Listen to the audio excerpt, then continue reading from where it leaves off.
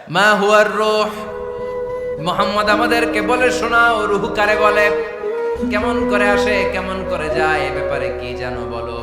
2 number প্রশ্ন, মান হুম আসহাবুল কাহফ, আসহাবে কাহফ সম্পর্কে কি জানো। 3 নাম্বার প্রশ্ন, মান হুয়া যুলকারনাইন, যুলকারনাইন বাদশা সম্পর্কে কি জানো। আল্লাহর হাবিব সাল্লাল্লাহু আলাইহি ওয়াসাল্লাম বললেন গাদান উজিবুকুম, আগামীকাল বলে দেব। কি বললেন? সবাই বলেন উত্তরে কি বললেন? আগামীকাল বলে দেব। তো আগামীকাল সবাই এসে হাজির। বলো, 3টা প্রশ্ন রেখেছিলাম গতকাল, উত্তর বলো। আল্লাহর হাবিব সাল্লাল্লাহু আলাইহি ওয়াসাল্লাম বলতে পারলেন না, কারণ ওহী আসেনি। তিনি ছিলেন ওহী নির্ভর, ডিপেন্ডেন্ট অন ওয়াহি, dependent on revelation, guided by the ওয়াহি।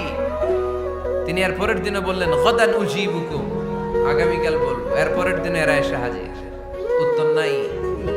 আল্লাহর হাবিব সাল্লাল্লাহু আলাইহি ওয়াসাল্লাম আবারও বললেন গাদান উজিবুকুম, আগামীকাল বলবো। এর পরের দিনে এরা এসে হাজির। এরকম 1 দিন 2 দিন 3 দিন নয়, টানা 15 দিন আল্লাহর হাবিব সাল্লাল্লাহু আলাইহি ওয়াসাল্লামের প্রশ্নগুলোর উত্তর করতে পারেন নাই।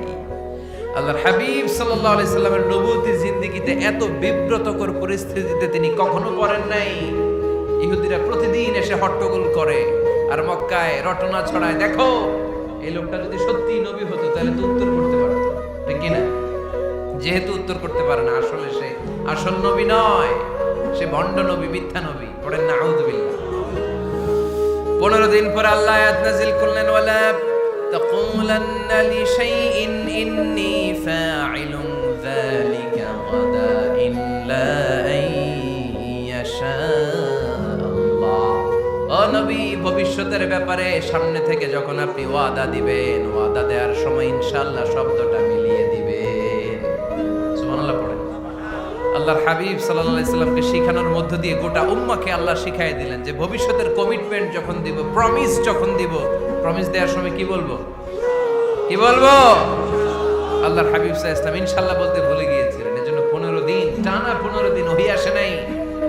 আল্লাহর হাবিব সাল্লাল্লাহু আলাইহি সাল্লাম একবার মসজিদে নববীতে ঢুকলেন। ঢুকেই দেখলেন সাহাবারা কথা বলছে। এক সাহাবী বললেন, আমার কাছে তো সবচেয়ে অবাক লাগে যে আল্লাহ তাআলা সর্বপ্রথম যে মানুষকে বানালেন ওনার নাম কি? সবাই পড়েন।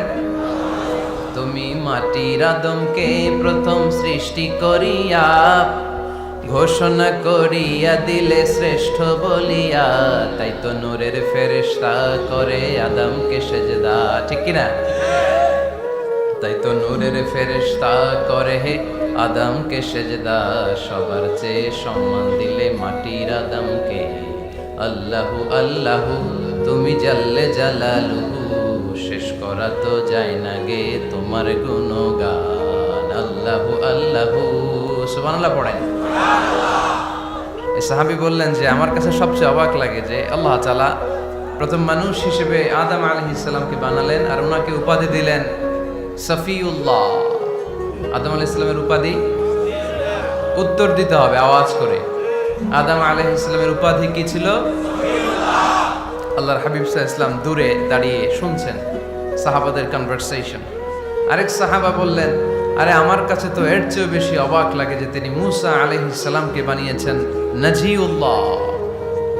নাজিউল্লাহ, যে আল্লাহর সাথে না যা ইউনাজি, মুনাজাত করে, গোপনে কথা বলে, কালিমুল্লাহ। এটা অবাক লাগে যে আল্লাহ তাআলা কোনো মিডিয়া ছাড়া, ভায়া ছাড়া, মাধ্যম ছাড়া পৃথিবীর একটা মানুষের সাথে সরাসরি কথা বলবেন। আমার কাছে তো উনার মর্যাদাটা সবচেয়ে বড় মর্যাদা মনে হয়, উনি নাজিউল্লাহ। আরেক সাহাবা বললেন, আমার কাছে তো এর চেয়েও বেশি অবাক লাগে সাইয়েদনা ইব্রাহিম আলাইহিস সালামের ব্যাপারটা, কারণ ওনাকে আল্লাহ তাআলা বানিয়েছেন খলিলুল্লাহ। তাহলে একজনকে পাওয়া গেল সফিউল্লাহ, আরেক নবীকে পাওয়া গেল কালিম।